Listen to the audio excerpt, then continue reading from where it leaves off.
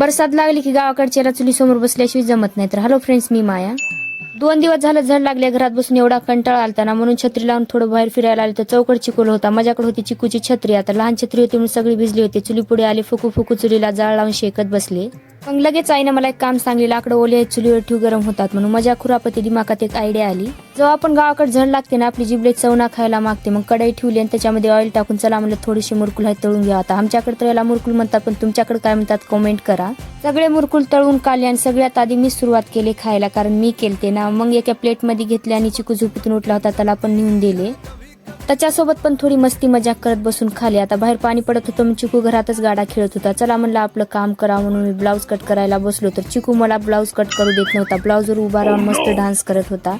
तर blouse cut करून शिवाय बसले तर महाशय इथं पण पोहोचले. मला वर घेऊन बस म्हणत होता आणि मी शिवायला सुरुवात केली की मिसनीचा आवाज ऐकून मस्त डान्स करतो. ह्याला गाणी लावल्यासारखं वाटतं का काय, की ह्याचं इथं पण मन लागलं नाही. बाहेर घेऊन चल म्हणून रडत होता. पाणी उघडले तरी छत्री लावून मला घेऊन फिर म्हणत होता. खरंच मावशी बनणं सोपं नाही, बहिणीपेक्षा जास्त डेंजर त्यांची मुलं असतात.